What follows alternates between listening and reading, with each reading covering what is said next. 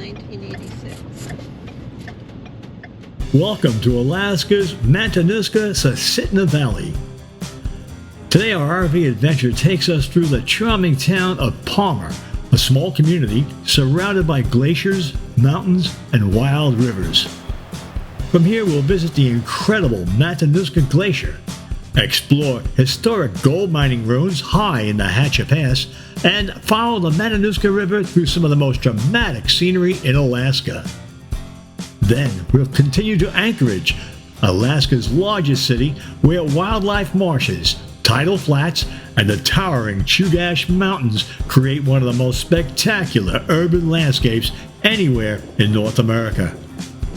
So join us as we explore Palmer, Haystack Pass, and Anchorage on this unforgettable RV road trip through South Central Alaska.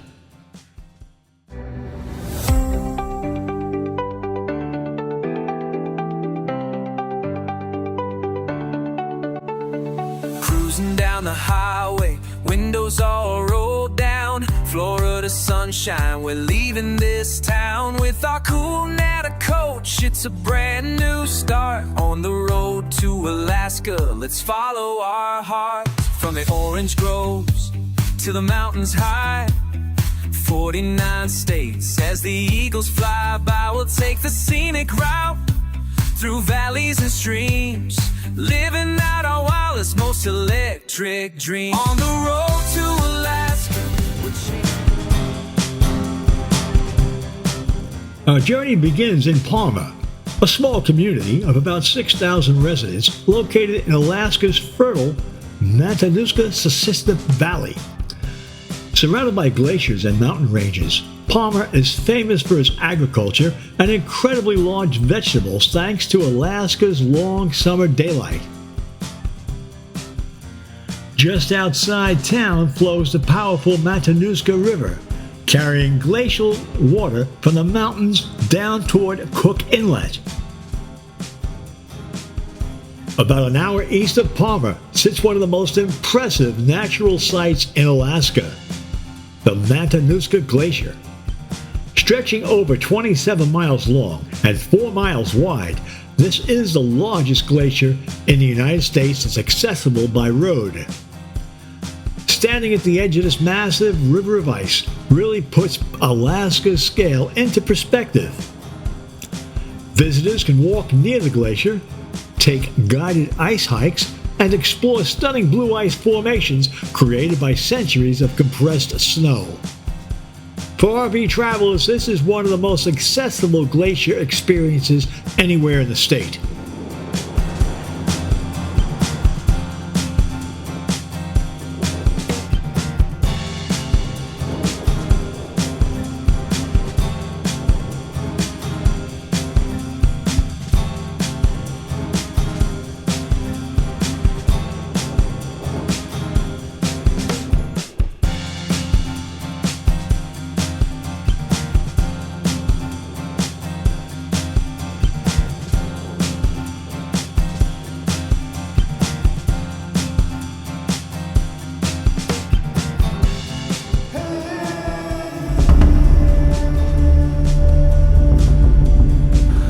Set in the Talkeetna Mountains between the towns of Willow and Palmer, Haystack Pass is a favorite local hotspot for recreation or a scenic drive. Hike in the alpine tundra dotted with wildfires and ptarmigan. Haystack Pass Road, otherwise known as Fishhook Road, winds through the mountains for roughly 60 miles between Palmer and Willow on a relatively smooth, unpaved mountain roadway utilized by several active gold mines along the way. Anchorage had no problem at all navigating the nearly 1 mile high, incredibly scenic and beautiful pass.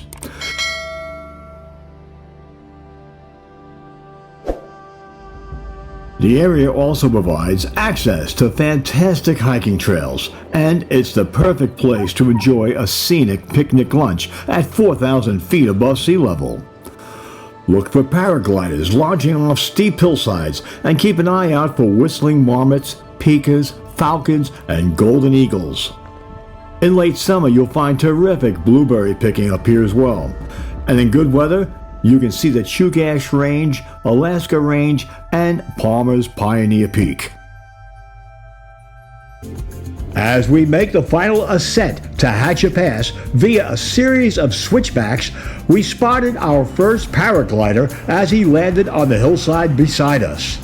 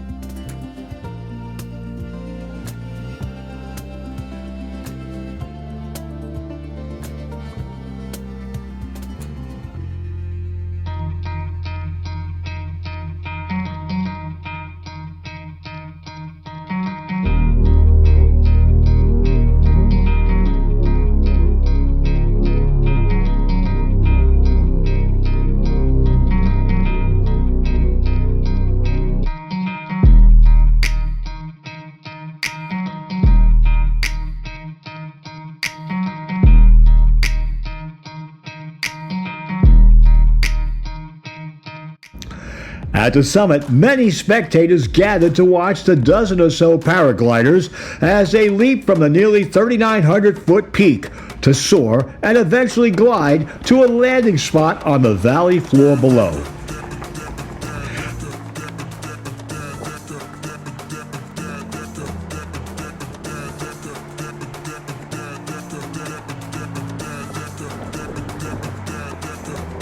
Paragliding, non-motorized foot-launch flying in an inflatable wing. Enthusiasts call it the simplest form of human flight. Using air currents and shifting their own body weight, paragliders can fly to heights of 23,000 feet with their paragliding sails.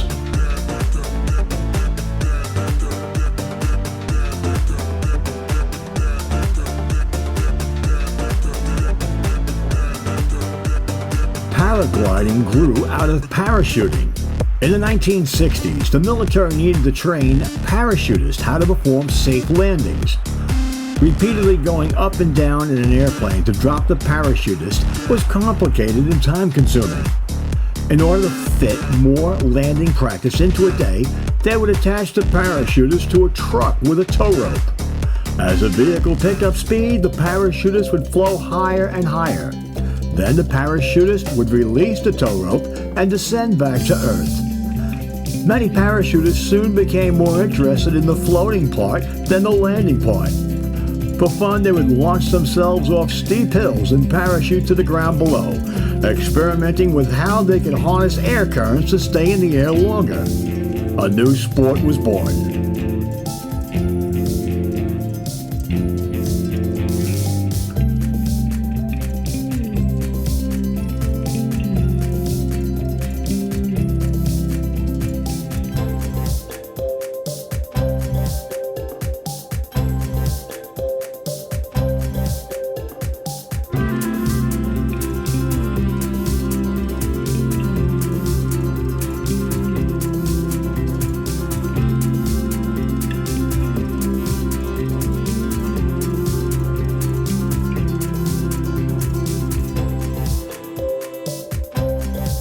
Paragliders also soar a bit more slowly than hang gliders, which make it easier for people to learn to fly them. You might think paragliding is like parachuting, but there's one main difference. Paragliding pilots start on the ground with their parachutes already deployed, and the wind takes them up into the sky. Parachutists fall from the sky and deploy the parachute as they get closer to the ground.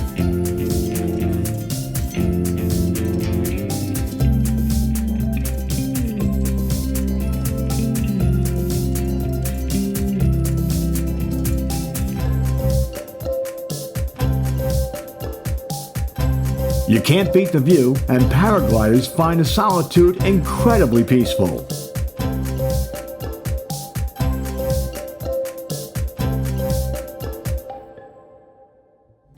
Next, we head into the mountains toward one of Alaska's most scenic alpine drives, Hatcher Pass. This historic route winds through the Talkeetna Mountains, climbing into a landscape of rugged peaks, tundra valleys, and alpine lakes.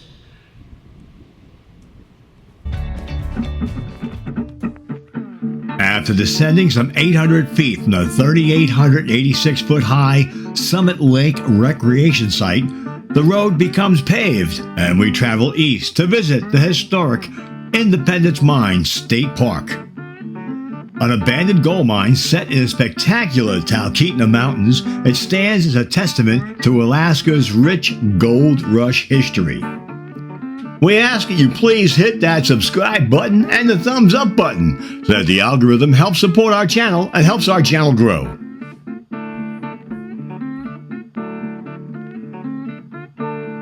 Independence Mine State Historical Park is a huge abandoned gold mine that sits at the top of Hatcher Pass, a photogenic alpine passage that cuts through the Talkeetna Mountains in the Mat-Su Valley. As you can see, gold rush fever is alive and well here in Alaska.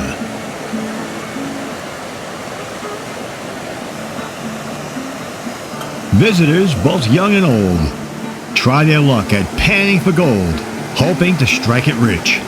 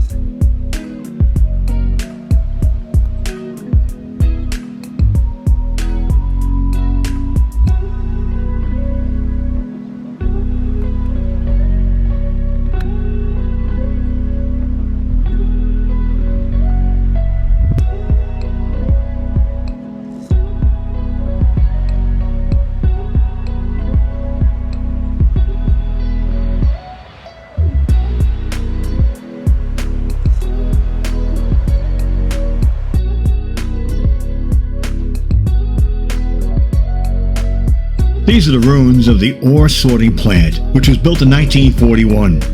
It was part of a connected series of structures beginning with a large coarse ore storage bin and stretching downhill beyond the ball mills. Constructed in 1938 as a framing shop to supply timbers for the underground workings, this line of shops was converted and expanded in 1939 and 40 into pipe, sheet metal, and electric shops. Equipment and materials wore out continuously during the operation of the mine. New and replacement parts were fabricated in these shops. Independence Camp stored ample materials in these buildings to be self-sufficient and avoid costly delays while supplies were shipped from Seattle, Washington. Stock steel was cut, welded, and fabricated into parts for everything from bin liners to the camp's distribution lines for water and fuel.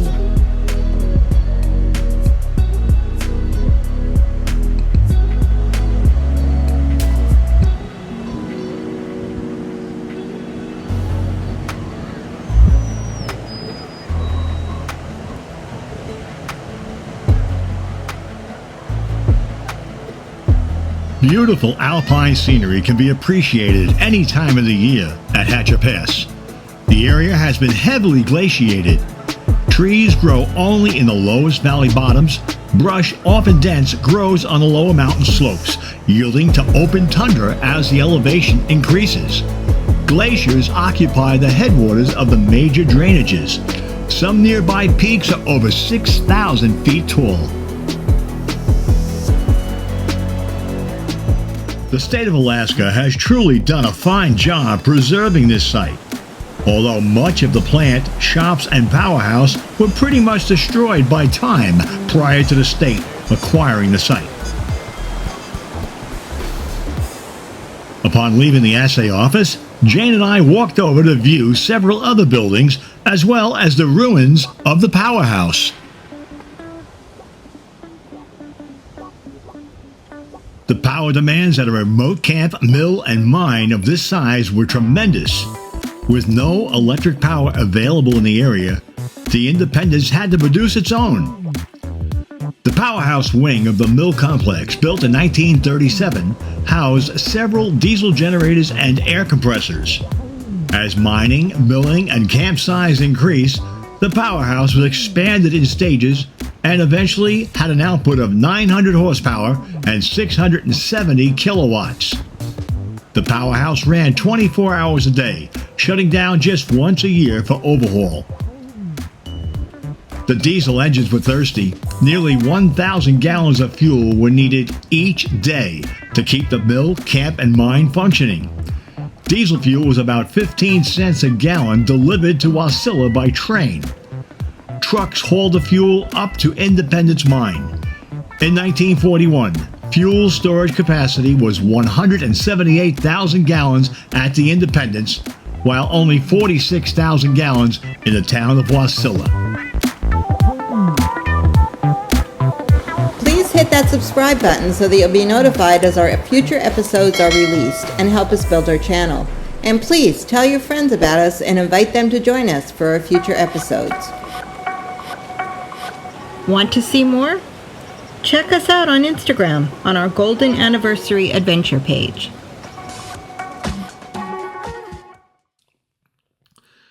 From Hatchet Pass, we drive south to Anchorage, Alaska's largest city, with a population of nearly 290,000 people.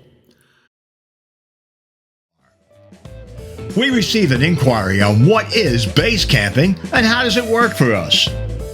When we travel, we pick campsites that have multiple points of interest within reasonable travel distances from the camp. Our 27-foot Class C Cool Nana coach affords us all the comforts of home as we travel across America and Canada. However, driving a motorhome through small town streets can be cumbersome, and finding a place to park even more so. We always have our Equinox with us. We never leave home without her. Thanks to having Equinox with us, we have the flexibility of visiting and touring multiple areas adjacent to our base camps. No need to break down our campsite each day to go see a site. It's far easier to visit sites within an hour of our base camp and simply end the day back home at camp. We were able to maximize seeing points of interest along the nearly 4,000-mile trek from Florida to Montana and the additional nearly 2,000-mile trek through Canada to Dawson City, Yukon. We made a long list of points of interest and mapped out several base camp locations from where we can maximize our visit to the 49th state. Valdez, Palmer, Whittier, Seward, Homer, Denali, Talkeetna, and Fairbanks were planned as our Alaskan base camps. Palmer is our base camp for the Anchorage area. At $30 a night, the Matanuska River Park Campground has been an ideal location. The famous glacier, Hatchet Pass, Independence Mine, the towns of Wasilla and Houston, and the city of Anchorage are all within a 40-minute or less drive from base camp, and this illustrates the benefits of base camping. I forgot to point out, Equinox gets 35 miles to the gallon of gas, while the Cool Nana coach barely manages 8 miles per gallon. So we also enjoy terrific savings on fuel as we tour. Base camping has been proven to us to be the best way to tour. we leave our camp in Palmer and head south on the Glen Highway towards Anchorage. About 15 miles into the trip, we once again spot the exit for Reflections Lake and the Palmer Hay Flats. We'll stop by there on our way back from Anchorage, where we intend to pick up some supplies and visit the Potter Marsh.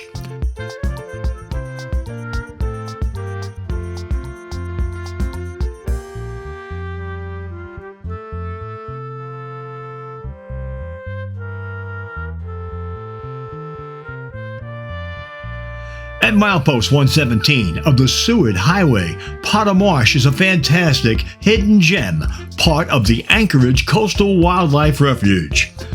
Potter Marsh may be the most accessible wildlife viewing spot in the refuge. This 564-acre freshwater marsh stretches for nearly 2 miles between the new Seward Highway and the base of the Chugach Mountains, creating a wetland maze that concentrates at least 130 species of migratory and nesting birds, very close to highway pullouts, and 1,550 feet of handsome, family-friendly boardwalks. While walking down the boardwalk, we did come upon a few birdhouses, and they had hatchlings being tended to and fed by their parents. The boardwalk provided a terrific position to see and photograph them. We had hoped to see moose, beavers, bald eagles, and bears reported to habitat the marsh, but saw none.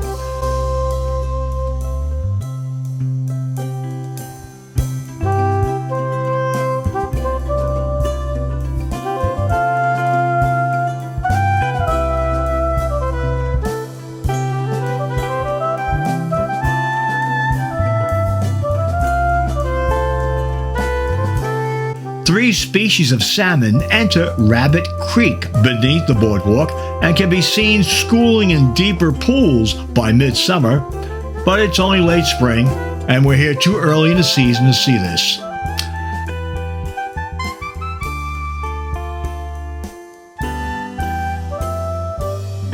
As we strolled down the boardwalk to its southern terminus, we did see the famous Alaska Railroad train roll by on its way to Seward with a load of tourists from the passenger ships to the dock there. Continuing our stroll, we overheard a person explaining that a black-billed swan was seen in the pools at the south end of the marsh, tending to its hatchling. So we got back into Equinox and headed a couple of miles south down the Seward Highway to try to find the Swan. With the incredibly scenic snow-capped Chugach Mountains as a backdrop, we spotted the Swan swimming with its hatchling, feeding in the pools. It was a real treat to see.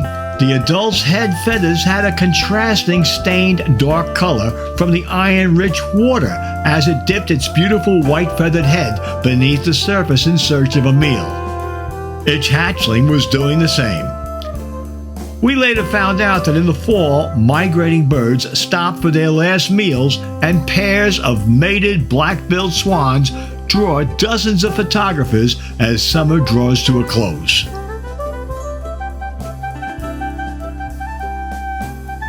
Well, it's time to head north for our next point of interest, Reflection Lake. We drive to the end of the Seward Highway, through some traffic in Anchorage and on to the Glen Highway and get off at exit 30. While driving to Anchorage 2 days ago, we spotted this exit off the Glen Highway and decided to add this point of interest to our list. And here we are. Right beside one of the busiest highways in Alaska, the Glen Highway, we found peace and serenity at Reflections Lake, which is one of the Matanuska Valley's hidden gems. Reflections Lake Trail features an easy, year-round walking path, including several viewing areas with bench seating to soak in the scenery. The trail's name doesn't disappoint. On a clear day with calm water, the lake offers stunning reflections of the nearby Chugach Mountains. Although easily accessible from the highway, wildlife still abounds in the area. Loons, beavers, and moose can all be seen or heard from the trail. The lake and surrounding area host many songbirds during April and May migration, Interpretive signage offers travelers the opportunity to learn about the surrounding Palmer Hay Flats, geology of the area, and the local waterfowl. A marked intersection on the south side of the trail provided us with a 1/4 mile out and back extension with access to the Nick River. We found several people fishing amidst swarms of mosquitoes. We were warned to make our presence known to bears when hiking the area as well. The first portion of the extension is dense alder. As the trail nears the river, vegetation thins and visibility opens up.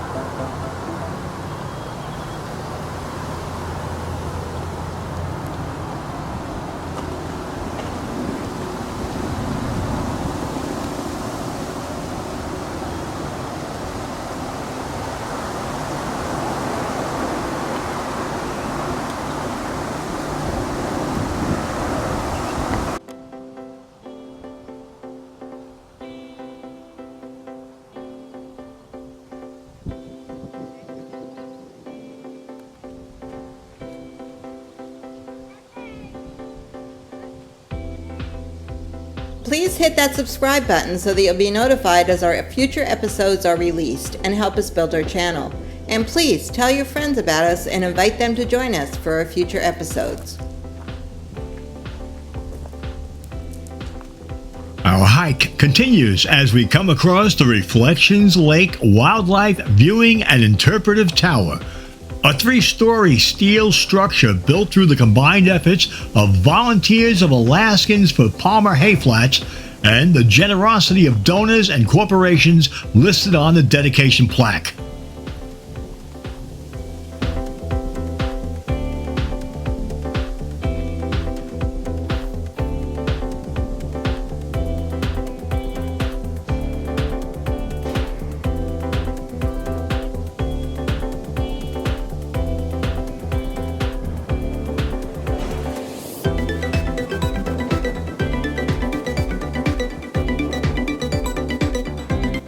The question is, will she make the climb? She's not going up. Well, I think I'll try it. I'm going to go up. All the way to the top.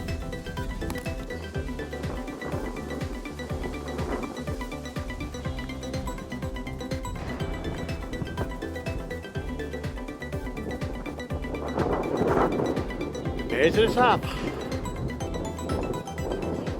I'm telling you, unless you come up here.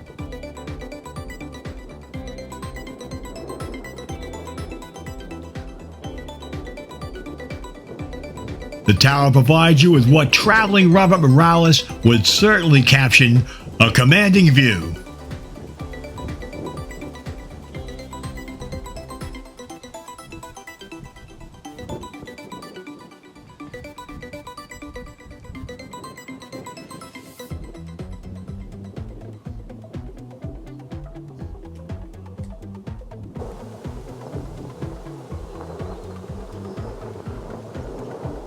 This Upper Cook Inlet Refuge was created in 1975. It's located near Wasilla, and it protects 28,800 acres of coastal and freshwater wetlands, tidal sloughs, mudflats, lakes, and streams, as well as the upland birch forest. Much of the hay flats that now supports the wetland habitats was relatively dry grasslands prior to the 1964 Alaskan earthquake. Land subsidence of 2 feet or more during the earthquake transformed the area into the wetlands we now see as Cook Inlet tidal waters and freshwater runoff inundated the area.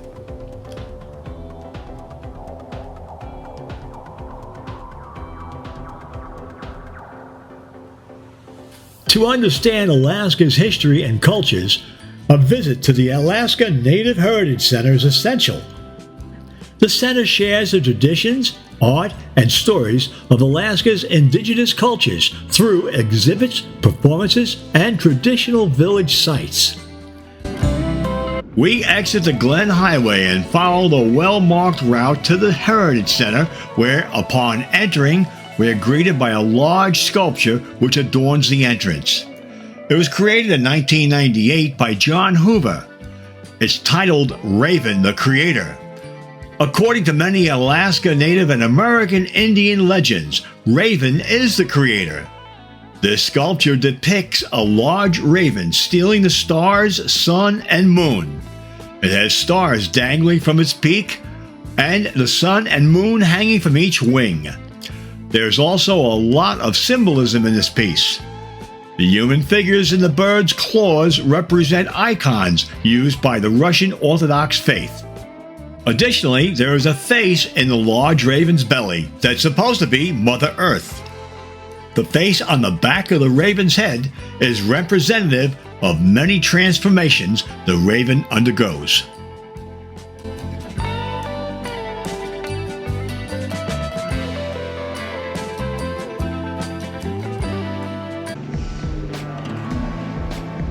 The Athabascan people traditionally lived in interior Alaska, an expansive region that begins south of the Brooks Mountain Range and continues down to the Kenai Peninsula. From Juneau to Alaska to Nome and beyond, people in Alaska are often spotted wearing a colorful or patterned hooded garment with a big front pocket. This classic Alaskan attire is known as a kuspuk, or parka. Traditional clothing consisted of the parka, pants, and mittens made from caribou or seal skin, worn in 1 or 2 layers according to the season, and up to 4 layers of footwear. We enter the Hall of Cultures, where there are presentations and informational placards that exhibit the cultures, practices, and lifestyles of the different tribes in the various regions of Alaska.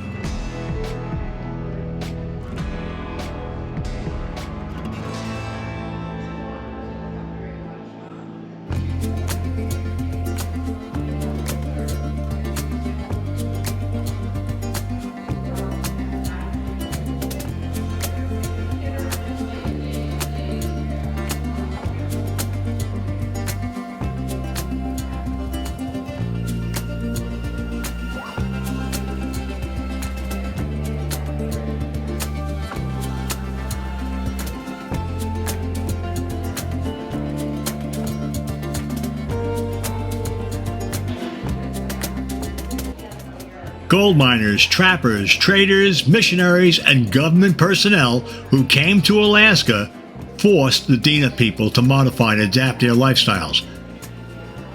The people were quick to adapt to the traders, who brought guns, calico, beads, wool blankets, and steel, which did make life easier. However, the diseases, the loss of land, and lack of understanding from the newcomers made this a heavy price to pay. We were treated to a demonstration of native cultural dance and song.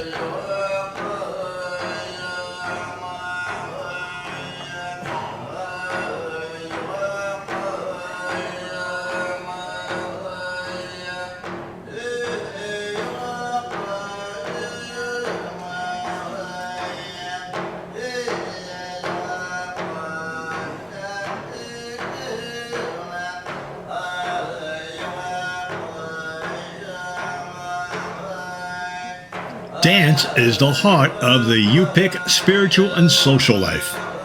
Traditional dancing in the Kazgig is a communal activity in Yupik tradition. Typically, the men are in the front, kneeling, and the women stand in the back. The drummers are in the very back of the group.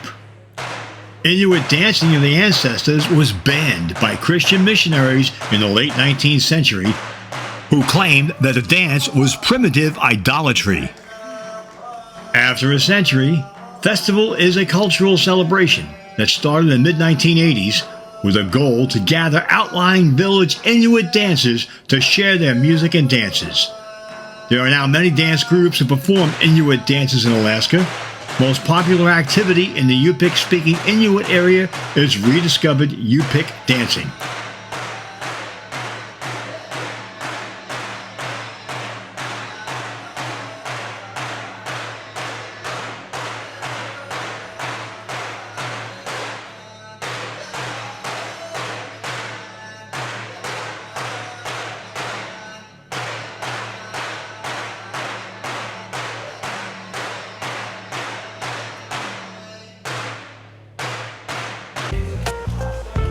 The 26-acre Alaska Native Heritage Center showcases all 11 of the state's major Alaska Native cultures. Visitors can learn about Alaska Native traditions from the past and present through the interactive displays, exhibits, events, films, and the 6 authentic Alaska Native housing sites situated around a scenic lake. The Alaska Native Heritage Center makes a great starting point for your cultural visit to Alaska.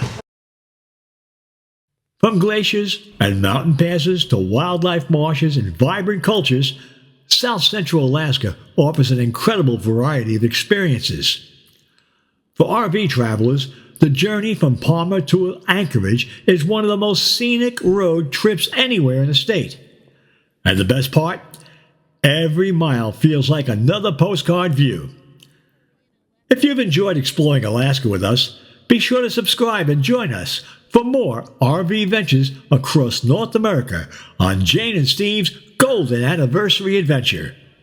Back in Anchorage, we're feeling alive. Not a school coach where the memories thrive. Jane and Steve are rolling hearts and sing. Cruising the Chugach on the brink. Mountains rising high, glaciers glistening bright. In the Matanuska Valley, everything feels right. Nature's calling us, oh what a sight. We're chasing our dreams, no end in sight. It's our golden anniversary, time to explore. Adventure awaits on Alaskan shores. With panoramic views, we're flying free. Paragliders soaring, it's where we wanna be. From the coastal trails to the mountains so grand. Every moment together, hand in hand. This is life, this is love, our spirits won't fade. Anchorage calling. In memories we made, turn again on. Oh, the water's so blue, reflections in the lakes, dream